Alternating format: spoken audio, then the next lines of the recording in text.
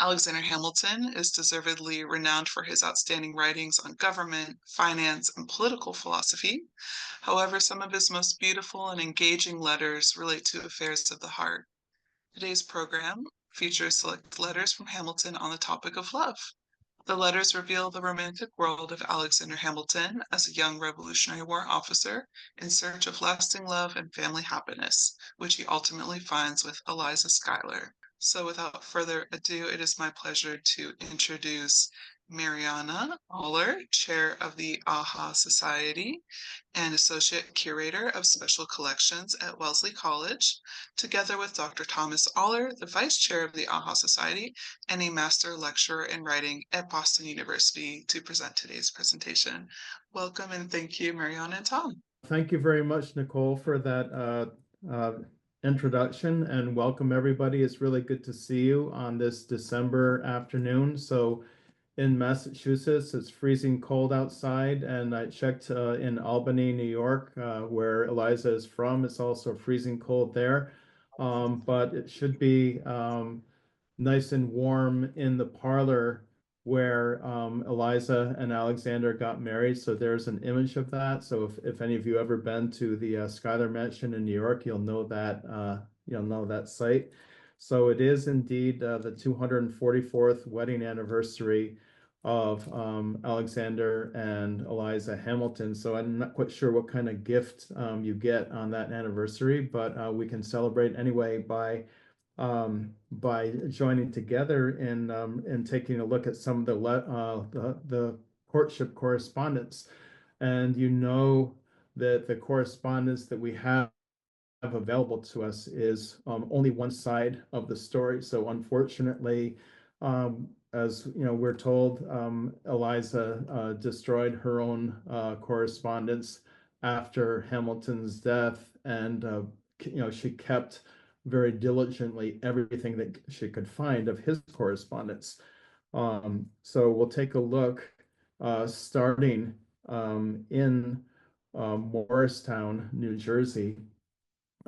So this is the place. Remember, also, I guess we should provide a little bit of context. So the Revolutionary War is going on. It's a brutally cold winter.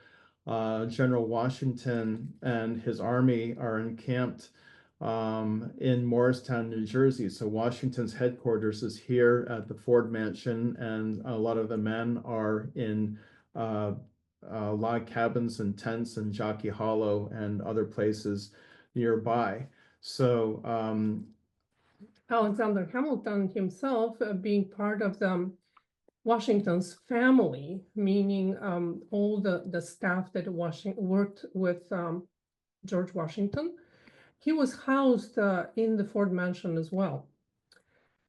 And that Ford Mansion is very near the center of town, really several hundred yards away from the place where Alexander Hamilton had a great opportunity in many, many days to meet Elizabeth Schuyler, who was visiting there in the winter of 1779-1780. Washington's army was several times in Morristown, but this is the winter when they had an opportunity to together, to spend time together, to go to social events together, and to get to know each other and fall in love with. Now, the first letter that we know of, an extant letter, that Hamilton shares some of those feelings that are growing towards Elizabeth Schuyler, is a letter that he writes to Elizabeth's younger sister, Margarita Schuyler, also known as Peggy. He writes to Peggy in February of 1780, referring to his feelings towards Eliza. So I'm going to just read a few excerpts of it. A lot of Hamilton's letters are lengthy, and they address very different issues, not only his feelings towards Elizabeth, but here is our first letter, and I will read a segment of it. Hamilton speaks, "I venture to tell you in confidence that by some odd contrivance or other, your sister has found out the secret of interesting me in everything that concerns her. And though I have not the happiness of a personal acquaintance with you, I have had the good fortune to see several very pretty pictures of your person and mind, which have inspired me with a more than common partiality for both. And then later on he writes, I have already confessed the influence your sister has gained over me, yet notwithstanding this, I have some things of a very serious and heinous nature to lay to her charge. She is most unmercifully handsome, and so perverse that she has none of those pretty affectations which are the prerogatives of beauty. Her good sense is destitute of that happy mixture of vanity and ostentation which would make it conspicuous to the whole tribe of fools and foplings, as well as to men of understanding, so that as the matter now stands, it is very little known beyond the circle of these. She has good nature, affability, and vivacity, unembellished with that charming frivolousness which is justly deemed one of the principal accomplishments of a belle. In short, she is so strange a creature that she possesses all the beauties, virtues, and graces of her sex without any of those amiable defects which from their general prevalence are esteemed by connoisseurs necessary shades in the character of a fine woman. And later on, he continues, these are a few specimens of the mischiefs and enormities she has committed the little time she has made her appearance among us. I should never have done were I to attempt to give you a catalogue of the whole, of all the hearts she has vanquished, of all the heads she has turned, of all the philosophers she has unmade, or of all the inconstants she has fixed to the great prejudice of the general service of the female world. Right, and you know that this letter is written to Peggy, but is written with the probable understanding that Eliza's going to hear about it pretty soon after Peggy has read it. Now, at this point, we must mention that in the month of February 1780 is when Hamilton and Eliza committed their love to each other. And this is when Hamilton reaches out to Eliza's father, General Philip Schuyler, to get his blessing and approval. And we will show you here just a few images so you can take a look at Elizabeth's home, her family. We have a picture of General Schuyler and his wife, Catherine Van Rensselaer Schuyler. And we have an image of the Schuyler mansion where Elizabeth grew up in Albany. The mansion sits on the left bank of, as you go up the river, on the left side of the Hudson River, and it overlooks the river. And one of the images here is the second floor room where Elizabeth grew up, along with some of her sisters were housed there as well. So just to explain a little bit, Philip Schuyler wanted to make sure that Catherine Van Rensselaer Schuyler, his wife, was comfortable with this arrangement, and she, the reason for that is that they had the unpleasant experience as parents not to be able to see their first daughter, Angelica, being wed the way tradition expects. She eloped before her marriage to John Church. So both parents wanted to see Eliza married from home. So that is why Hamilton had to wait a little while before hearing their final blessing, which they received in the early part of April the same year. Yeah. So in the meantime, the war is going on. The next letter we're going to take a look at was written from Amboy in New Jersey on March 17th of 1780. And Hamilton is there to participate in a proposed prisoner exchange with the British Army. And he has some interesting things to say about the British before he starts talking about love. So he says, our interview with the British is attended with a great deal of sociability and good humor, but I begin notwithstanding to be tired of our British friends.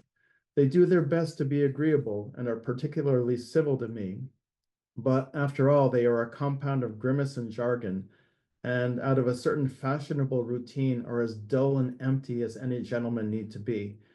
One of their principal excellencies consists in swallowing a large quantity of wine every day, and in this I am so unfortunate that I shall make no sort of figure with them. You must not think me prejudiced, for the picture is a true one. So that's his official business, and there he is in his in this miniature. You can see him in his military uniform. So now he gets to personal matters. I had written so far when the express arrived with your dear billet under cover of one from your guardian. I cannot tell you what ecstasy I felt in casting my eye over the sweet effusions of tenderness it contains. My Betsy's soul speaks in every line and bids me be the happiest of mortals. I am so and will be so. You give me too many proofs of your love to allow me to doubt it, and in the conviction that I possess that, I possess everything the world can give. The good Meade, his fellow aide-de-camp, had the kindness to tell me that you received my letter with apparent marks of joy, and that you retired with eagerness to read it. 'Tis from circumstances like these we best discover the true sentiments of the heart. Yours, upon every occasion, testifies that it is entirely mine. But notwithstanding all I have to thank you and to love you for, I have a little quarrel with you. I will not permit you to say that you do not deserve the preference I give you. You deserve all I think of you and more. And let me tell you, your diffidence with so many charms is an unpardonable amiableness. And this is how you have to read between the lines to understand what Hamilton may have read in Elizabeth's letters. So here and there, you just like those last two lines, it tells you what she was saying, basically, that she does not deserve the preference that he gives. So that is how we extrapolate and understand a little bit of what those letters that are no longer with us might have been speaking. We're going to jump now to July. Elizabeth is back in Albany, and Hamilton writes from New Jersey, from Preakness, New Jersey. He says, I love you more and more every hour. The sweet softness and delicacy of your mind and manners, the elevation of your sentiments, the real goodness of your heart, its tenderness to me, the beauties of your face and person, your unpretending good sense, and that innocent simplicity and frankness which pervade your actions. All these appear to me with increasing amiableness and place you in my estimation above all the rest of your sex. So he starts with praise, but then he has some advice for her. I entreat you, my charmer, not to neglect the charges I gave you, particularly that of taking care of yourself and that of employing all your leisure in reading. Nature has been very kind to you. Do not neglect to cultivate her gifts and to enable yourself to make the distinguished figure in all respects to which you are entitled to aspire. You excel most of your sex in all the amiable qualities. Endeavor to excel them equally in the splendid ones. You can do it if you please, and I shall take pride in it. It will be a fun, too, to diversify our enjoyments and amusements and fill all our moments to advantage. And then he ends, yours, my angel, with inviolable affection, Alex Hamilton. Okay, so now Hamilton is July 6th, just a few days later. Hamilton has moved on to Colonel Dye's house in Bergen County, New Jersey. And he starts out with something curious because it almost sounds like there's some competition in the area. So he writes, "Here we are, my love, in a house of great hospitality, in a country of plenty, a buxom girl under the same roof." So that's the potential competition. "Pleasing expectations of a successful military campaign, and everything to make a soldier happy, that is, one who is not in love and absent from his mistress. As this is my case, I cannot be happy, but it is a maxim of my life to enjoy the present good with the highest relish, and to soften the present evil by a hope of future good. I alleviate the pain of absence by looking forward to that delightful period which gives us to each other forever, and my imagination serves up such a feast of pleasure as almost makes me forget the deprivation I now experience. But alas, my dear girl, this does not always do. The illusion will not always soothe. My heart every now and then cries, you are separated from the lovely partner of your life. 4 long months must elapse before this separation ends. Your sweet girl, with nothing to engage or divert her attention, is perhaps suffering the keenest anxiety for the situation of her lover, not only absent from her, but exposed to 1,000 imaginary dangers." And he gets kind of worried that he's not receiving letters very often from Elizabeth. So he writes on July 20th from Preakness, New Jersey. "It is an age, my dearest, since I have received a letter from you. The post is arrived and not a line.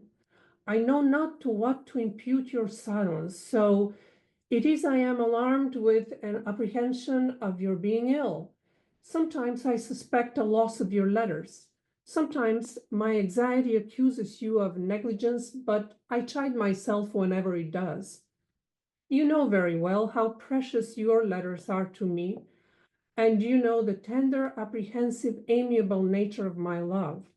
You know the pleasure that hearing from you gives me. You know it is the only one I am now capable of enjoying. After all, you certainly would not neglect me if you possibly could. Here am I, immersed in business, yet every day or two I find leisure to write to my angel.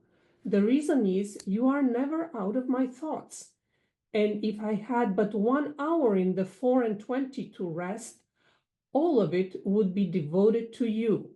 I do not say this to reproach you with unkindness. I cannot suppose you can, in so short an absence, have abated your affection. And if you even found any change, I have too good an opinion of your candor to imagine you would not instantly tell me of it. Pardon me, my lovely girl, for anything I may have said that has the remotest semblance of complaining. If you knew my heart thoroughly, you would see it so full of tenderness for you that you would not only pardon, but you would even love my weaknesses.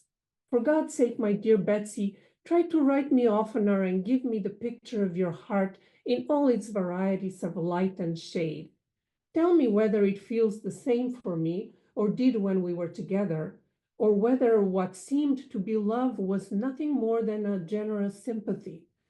The possibility of this frequently torments me." So now, just a few days later, Hamilton is Robinson's farm. So Beverly Robinson was a loyalist. It's the end of July, and everything is okay again. He says, "Since my last letter, I have received 3 letters from you, the sweetest ever dictated by a fond heart. Banish your uneasiness, my love. I discard forever every idea injurious to your tenderness, which everything convinces me is without an equal but in mind." So this is one of the perils of correspondence back then. So it took a while for the mail to get through, especially during wartime. But now, And sometimes mail was being stolen, you know, especially if they know that it's coming from headquarters, and they would be after that kind of mail because there may be military secrets in it as well. Here we are in Teaneck, New Jersey, on August 1st, 1780, and Hamilton, again, he's writing a long letter, And towards the middle of it, it's a really long letter, but it's wonderful. But now we are talking of times to come. Tell me, my pretty damsel, have you made up your mind upon the subject of housekeeping? Do you soberly relish the pleasure of being a poor man's wife? Have you learned to think a homespun preferable to a brocade and the rumbling of a wagon wheel to the musical rattling of a coach and six?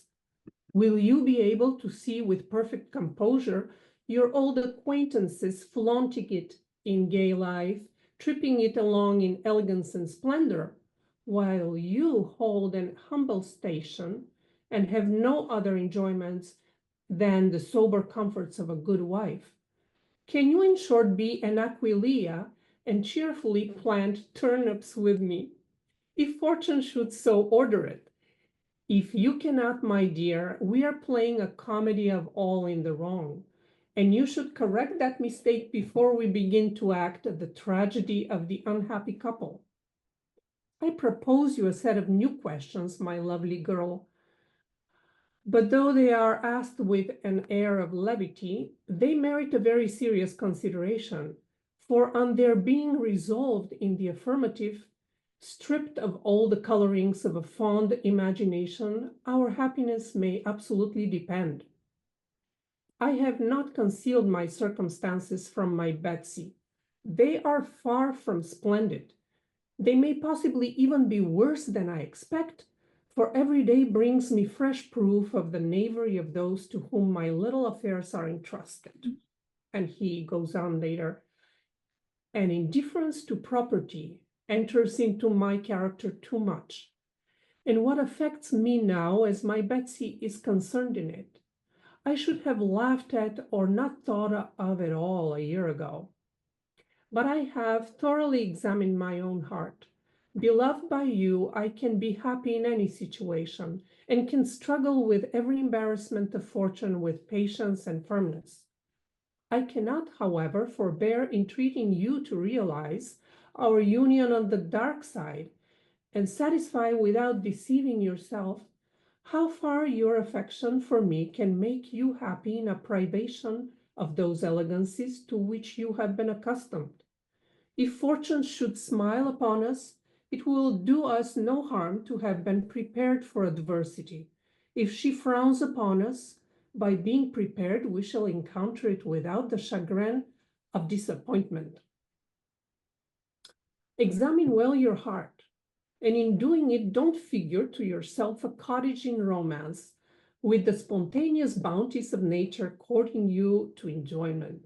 Don't imagine yourself a shepherdess, your hair embroidered with flowers, a crook in your hand tending your flock under a shady tree, by the side of a cool fountain, your faithful shepherd sitting near and entertaining you with gentle tales of love.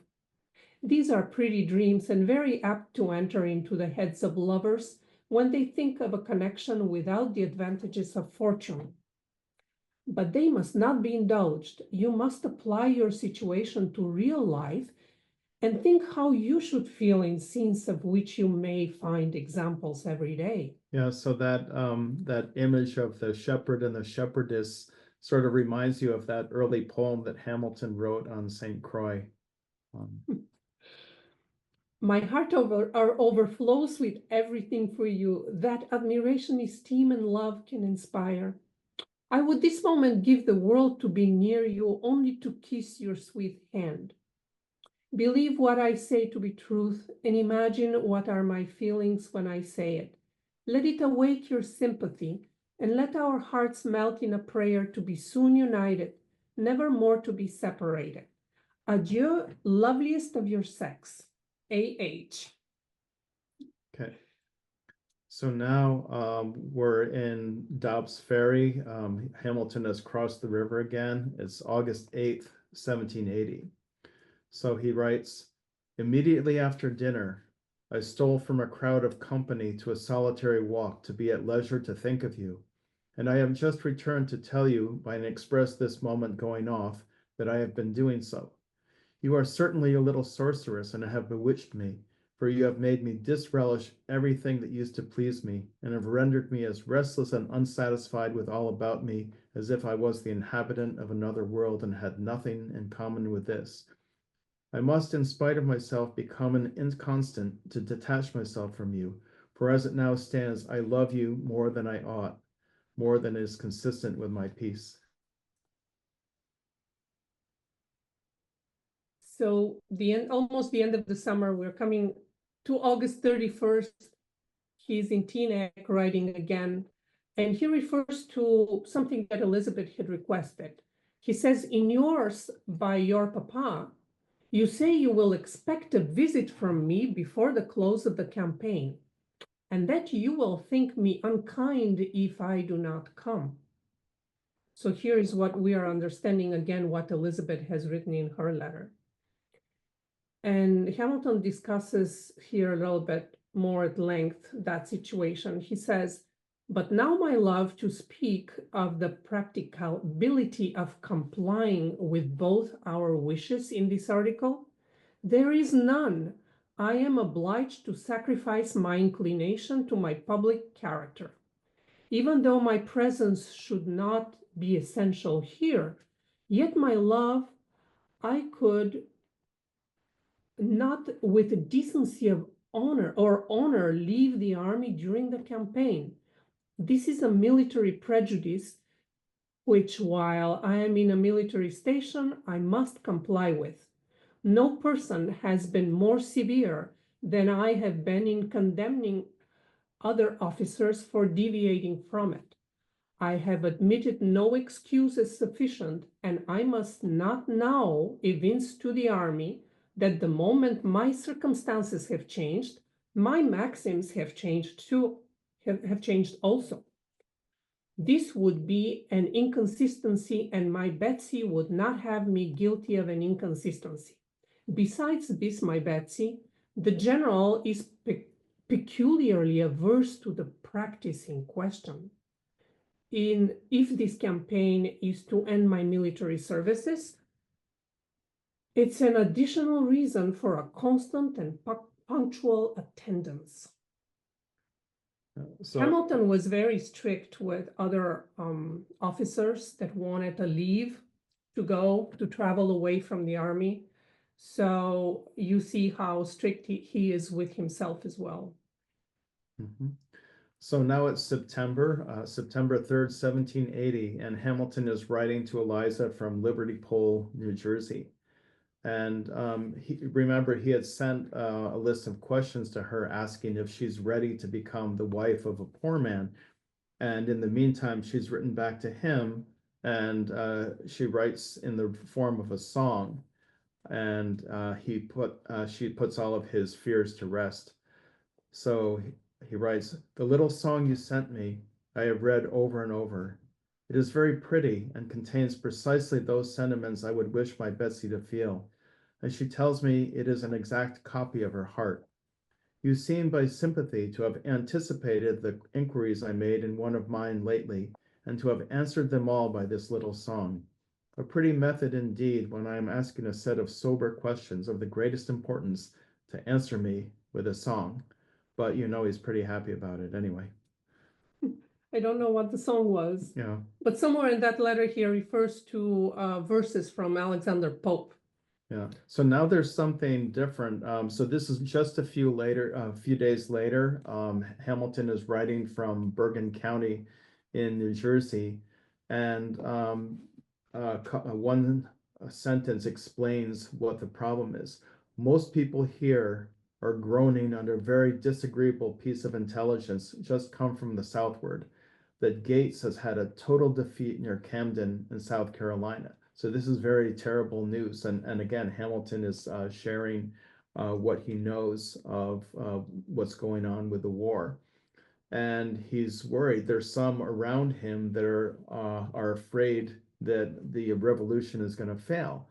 So he's considering this possibility, although I'm not sure he really thinks that that's what's going to happen. No, But he does say, pardon me, my love, for talking politics to you. What have we to do with anything but love? Go the world as it will, In each other's arms, we cannot but be happy. If America were lost, we should be happy in some other clime more favorable to human rights. What think you of Geneva as a retreat? 'Tis a charming place where nature and society are in their greatest perfection.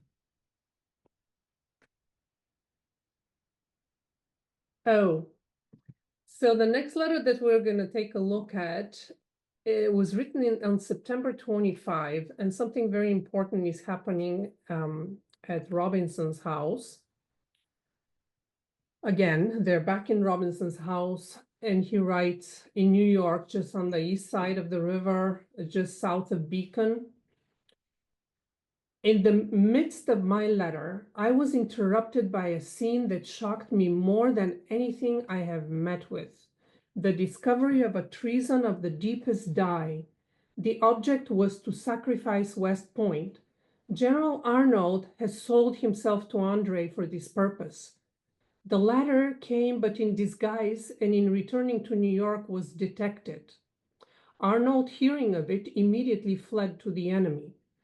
I went in pursuit of him, but was much too late, and I could hardly regret the disappointment when on my return I saw an amiable woman frantic with distress for the loss of a husband she tenderly loved, a traitor to his country and to his fame, a disgrace to his connections. It was the most affecting scene I ever was witness to. Yeah, so this is Peggy Shippen Arnold either truly in hysterics or acting hysterical in order to buy time for Arnold to escape. And Tom, if you want to read that. Sure. Yeah, so the next letter is from Tapan in New York on October 2nd, and this is following up. Andre has been captured. The attempted exchange of Arnold for Andre has fallen through. So again, Hamilton is sharing the news of the war with Eliza. Since my last to you, I have received your letters numbers 3 and 4. So they decided to number their letters in case something was lost. The others are yet on the way. Though it is too late to have the advantage of novelty, to comply with my promise, I send you my account of Arnold's affair. And to justify myself to your sentiments, I must inform you that I urged a compliance with Andre's request to be shot rather than hanged as a spy. And I do not think it would have had an ill effect. But some people are only sensible to motives of policy, and sometimes from a narrow disposition mistake it. When Andre's tale comes to be told, and present resentment is over, the refusing him the privilege of choosing the manner of death will be branded with too much obduracy.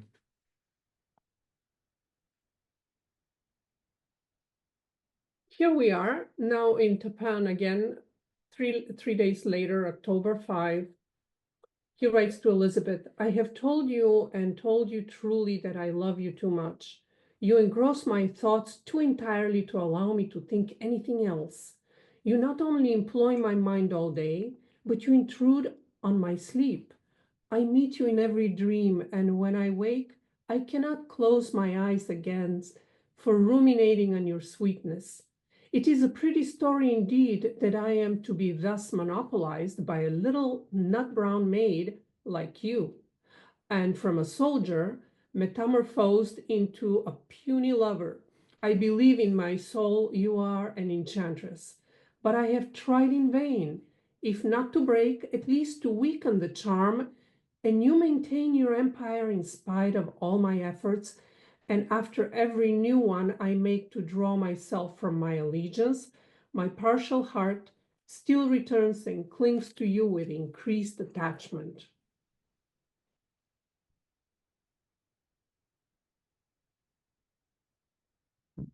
That's from the 13th.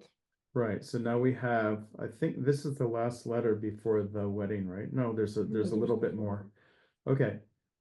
So he's writing from Preakness to Elizabeth, and he says, well, my love, here is the middle of October. A few weeks more and you are mine. A sweet reflection to me. Is it so to my charmer? So now he's still Even at this late point, he's expressing doubts. Do you find yourself more or less anxious for the moment to arrive as it approaches? This is a good criterion to determine the degree of your affection by. You have had an age for consideration, time enough for even a woman to know her mind in. Oops. Do you begin to repent or not? Remember, you are going to do a very serious thing. For though our sex have generously given up a part of its prerogatives, and husbands have no longer the power of life and death, as the wiser husbands of former days had, yet we still retain the power of happiness and misery. And if you are prudent, you will not trust the felicity of your future life to one in whom you have not good reason for implicit confidence. I give you warning. Don't blame me if you make an injudicious choice. And if you should be disposed to retract, don't give me the trouble of a journey to Albany and then do as did a certain lady I have mentioned to you. Find out the day before we are to be married that you, quote, can't like the man, unquote. But of all things, I pray you, don't make the discovery afterwards, for this would be worse than all. But I do not apprehend its being the case. I think we know each other well enough to understand each other's feelings and to be sure our affection will not only last, but be progressive. And then he thinks about this. I stopped to read over my letter. It is a motley mixture of fond extravagance and sprightly dullness. The truth is, I am too much in love to be either reasonable or witty. I feel in the extreme, and when I attempt to speak of my feelings, I rave. I have remarked to you before that real tenderness has always a tincture of sadness, and when I affect the lively, my melting heart rebels. It is separated from you, and it cannot be cheerful.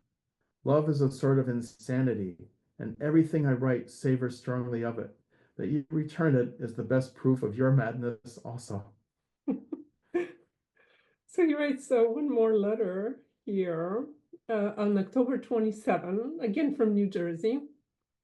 And in it we read, with transport will my heart answer to the question, will you take this woman to be thy wedded wife?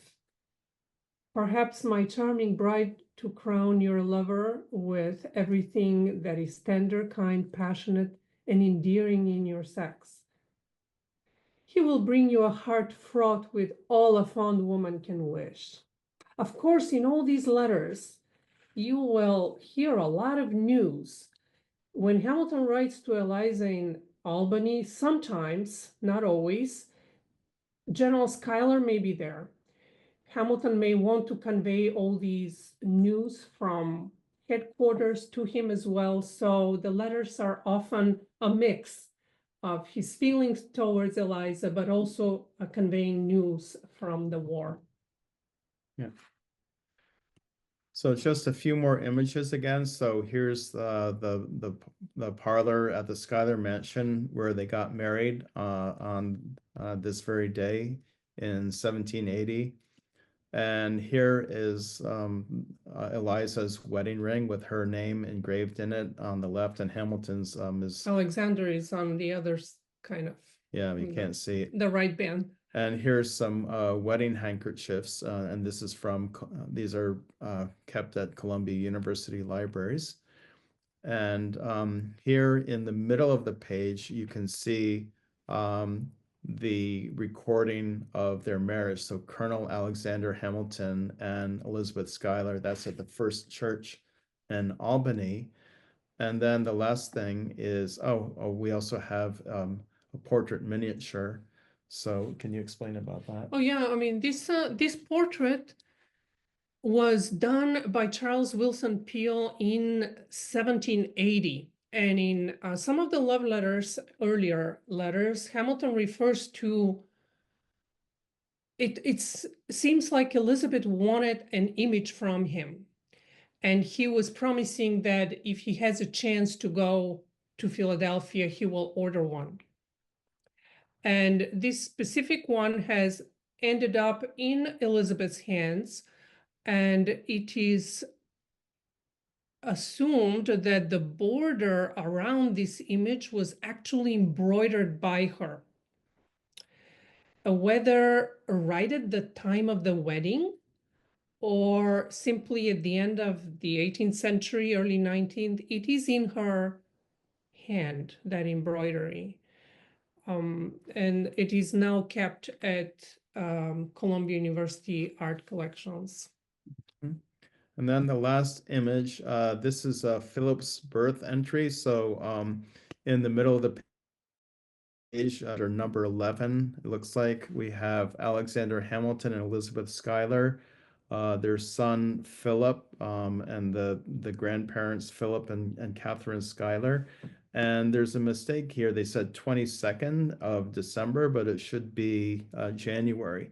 And also you can see it looks like the ink has faded, so somebody tried to copy over it, not completely skillfully, so that it would be more visible.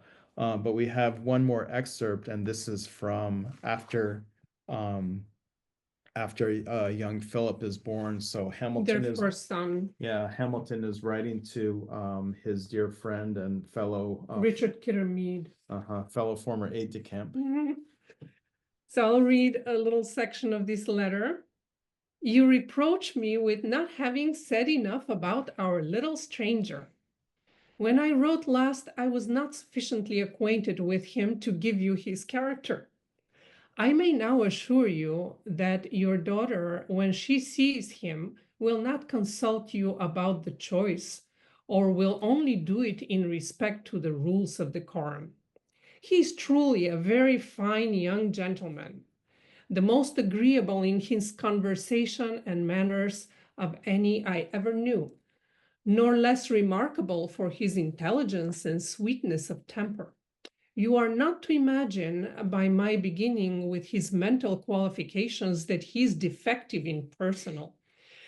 It is agreed on all hands that he's handsome, his features are good, his eye is not only sprightly and expressive, but it is full of benignity.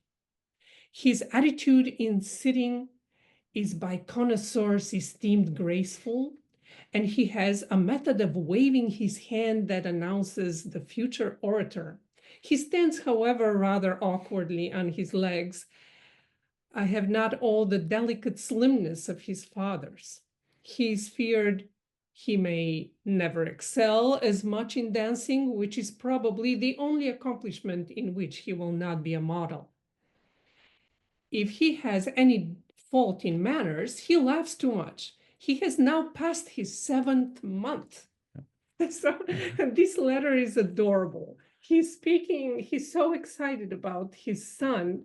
They're both up in Albany. So the letter that he wrote to his friend Richard Kittermead, who is down in Virginia at that time,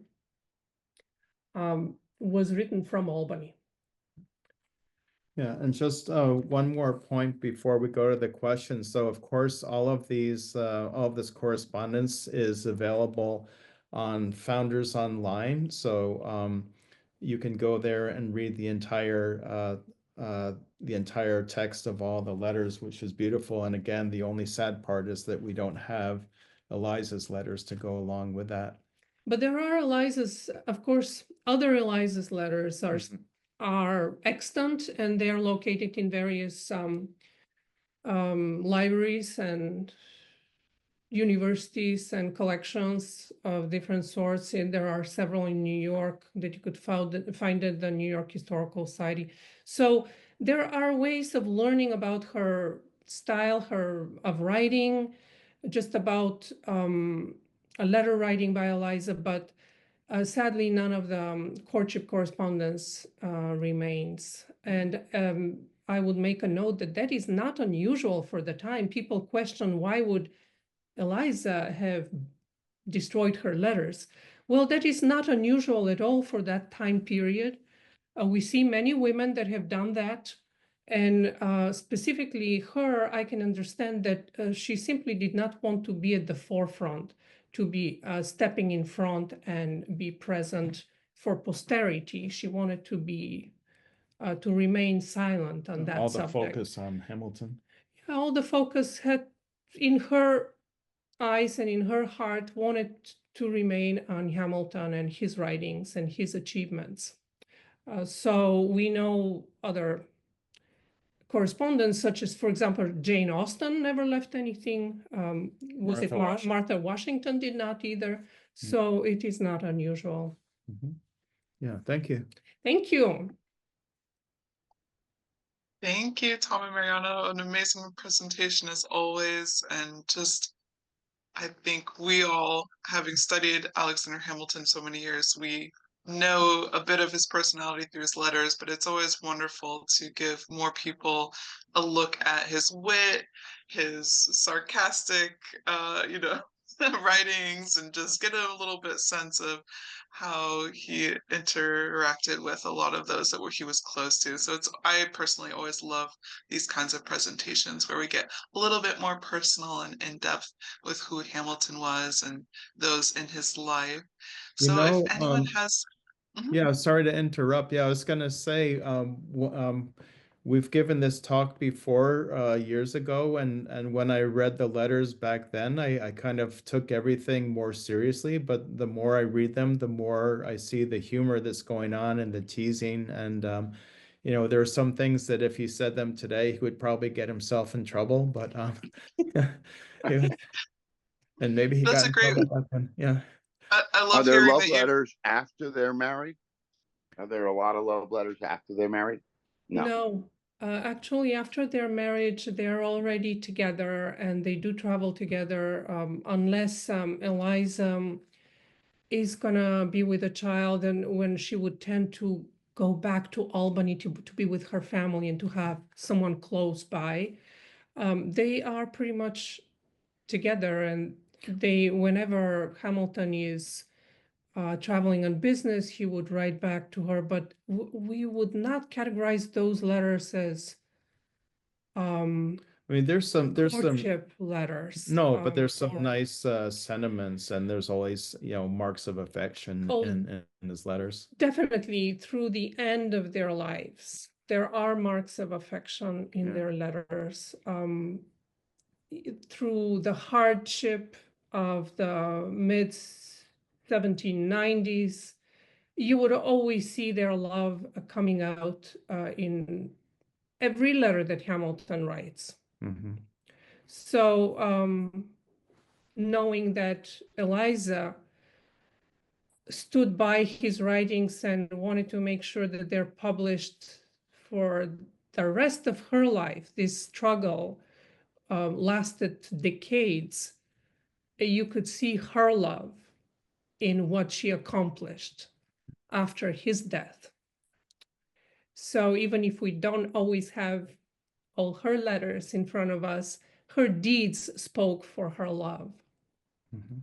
And to add what Tom and Mariana have said, certainly similar to many of his courtship letters where he's sharing world events and news and his love, that does continue on even after they're married. When he's away for the Annapolis Convention, for example, he's giving the updates on the convention, but then he's saying that and I'm paraphrasing, but there's little here that is worth me being away from my family, and I can't wait to be back to you, essentially. So, as Tom and Mariana said, that idea of courtship, even though that ends, that love and that affection remains in his letters. And also, too, in talking about Eliza and during her widowhood, she wore in a bag around her neck for decades a letter, a sonnet that I believe that Hamilton had written, and it was falling apart from how often she would open it, uncrease it, and read it. So she really did literally keep his words close to her heart for the rest of her life until she died at the age of 97. We have from Elizabeth here, thank you. Wonderful presentation by the Ollers as always. Many thanks for your clarity and enthusiasm for my favorite historical personages, Alexander and Eliza. And we have a great question here. Why do we have the letters from Abigail Adamson? I actually can answer that. I don't know if you want to take a stab at that first. Go ahead. So it's similar to how Tom and Mariana were discussing that not Eliza burned her letters and that was common. That actually was considered the norm of the time because it was the woman's sphere was meant to be personal and intimate. And the idea that many of the men, they knew their letters would be preserved, printed, published, and actively worked to make sure that their papers were prepared for that. And so all of the women of the founding era, their letters were all burned and do not survive, with the exception of Abigail Adams.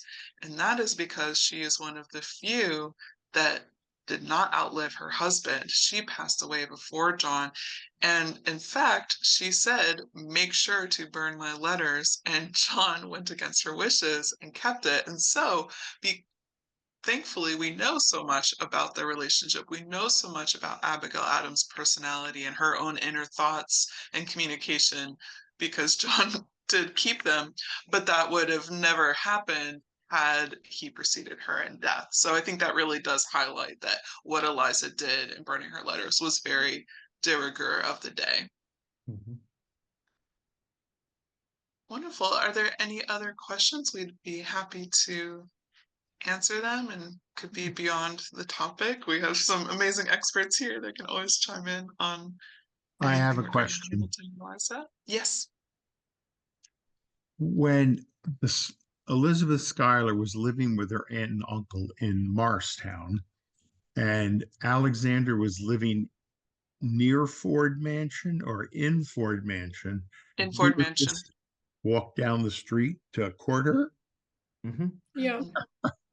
And there were, for example, there were events specifically held so that during the winter encampment, the officers had forms of entertainment, the soldiers had forms of entertainment, and in fact, there are records of a dance for which everyone purchased tickets to raise funds to hold a dance. So likely there would have been not only informal calling, but also those formal events, specifically for a lot of the ladies that would have come to these winter encampments to network, meet potential future husbands. There would have been sanctioned events in which they could do so and then continue the protocols of formally calling Right, on and the there would have ladies. been no need for letters at that time when Hamilton is right down the road. But we see that at the beginning of every letter he would write he would note the place that he was writing from so that she would be able to write back to him. So of course when he was at Morristown and she was in Morristown, then there was no need of a letter. They would just see each other in person. But thankfully, when he was away, they were good at corresponding to each other, and we have his letters preserved. Yeah. How and many also- times did she stay in Morristown? It was just the one time. It would have been for Oh, really? several months during the winter encampment. So the armies typically would spend usually 6 months, but maybe a little bit less, maybe a little bit more, depending on the year, encamped. And so it would have been quite a long season for them to have gotten to know. And we don't have an exact date pinpointed of when she arrived and when they would have first met, but certainly after a few months, they were already looking to be engaged and had spent probably much of that season Yeah, together. from the letters. Excellent presentation. Thank you. Thank you. Yeah, we find out from at least one letter that the one from 17th March that Elizabeth was planning while being in Morristown to go down to Philadelphia to see the city she had never seen before. And Hamilton was encouraging her in that same letter from Amboy for her to go and visit and see, to make sure that she's takes the opportunity and not hesitate if she could safely go and come back. So then you see that that was her opportunity to get out of the house, as people say, and go and see something new. You said the letters are online, but are they in a book too? Where are they mostly published? They have been published in the 70s by Columbia University. Siret is the editor. And online they are published. Let's share this again. Did we stop sharing here? Oh, wait a sec. Oh, you may share. Published on Founders. online.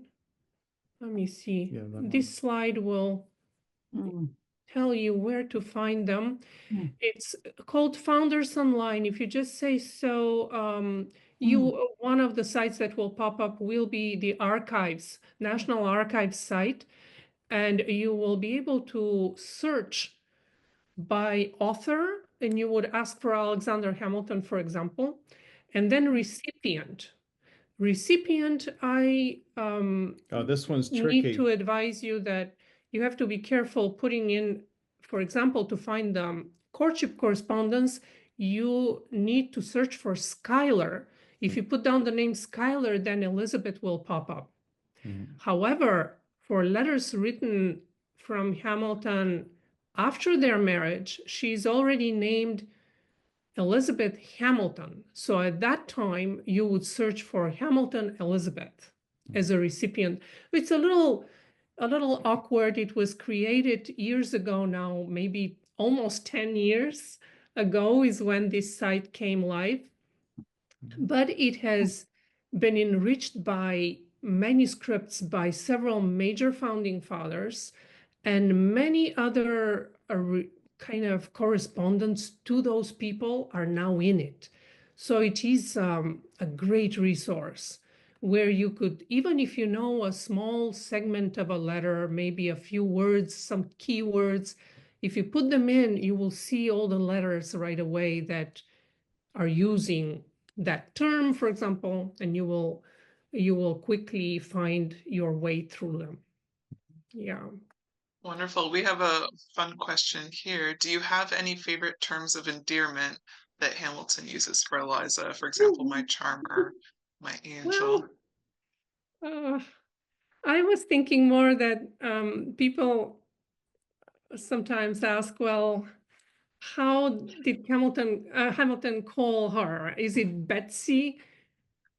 Is it Betsy with an EY? He mostly uses Betsy with an EY, but nothing is totally standardized at the time. So I wouldn't say that I have favorite terms of endearment, but there are several expressions that we all remember from his letters, like adieu, Best of one. what was it? The best of your sex. Yeah. Best of wives, best of women. Yeah. Yeah. Best of wives, best of women. And that comes from later on, from right before Hamilton dies. He calls her like that. So these are memorable. They stick with you and stay with you. I kind of like when he calls her a little sorceress. So he keeps on accusing her of bewitching him, and that's why he fell in love. But there's another good question here in the chat. Yes, I'll read it to you right now. So okay. we have, what are your favorite letters of the ones shared today? If each of you have a favorite. Oh, well, I perhaps the most favorite one would be the one where he asks Elizabeth to think carefully whether she's going to be able to put up with a different lifestyle. And all these questions, do you truly believe that you can deal with that, having been brought up in a household where she was accustomed to more luxury in comparison with other households at the time. So I thought it shows that Hamilton wants a partner for his lifetime. He does not want to fall into a situation where he has not found the right person. That's, to me, that is a lovely letter.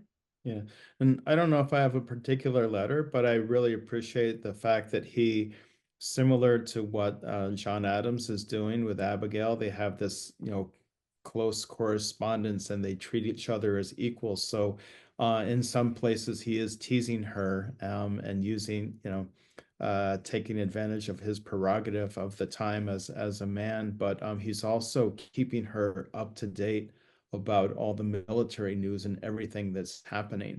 And there are times when you can see, just how much he relies on her, how much he depends on her. So he's he's trusting her with this information, but he's also relying on her, and she is his hope that keeps him going in the midst of this of the terrible warfare. Wonderful. And we have another question. What were the protocols for letter keeping at the time? Did soldiers travel with all of their correspondence wherever they went? Do you have any insight into the customs of that time? One thing that I would make a note that we learned from the letters that we just read. I mean, we did not read the full letters, but we would know that letters were often sent not directly. Let's say if Hamilton is in headquarters, he may not send directly his letters to Albany. He would send them to another place where other correspondence from headquarters is going to. For example, very often he would send them to Odney Hay on the Hudson, and then Odney will forward them up to Albany. So the letter kind of sometimes travels in a not a direct way, travels indirectly kind of to the final destination. So there were other people that would receive the correspondence. People had to keep their own correspondence if they wished to keep it. And Hamilton was a person who kept his correspondence. He made copies of it. We have much evidence about Hamilton making several copies sometimes of a letter. We see correspondence from later on when he's a Treasury Secretary. He would write to William Short, let's say, in Europe, and he would make at least 2 copies of the letter, and one may stay with his archive, another one with the Treasury archive.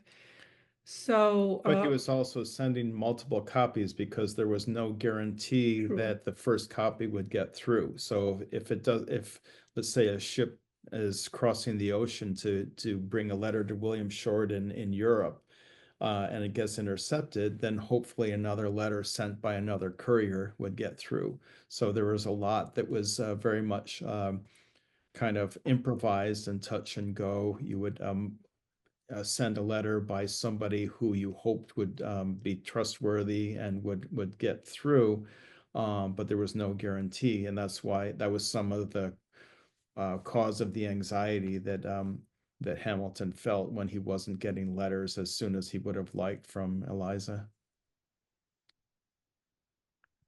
Yeah. well, There's a Wonderful. good comment on that. Yes, poor Hamilton and his abandonment issues. He gets so freaked out when he thinks people aren't writing back often or quickly enough.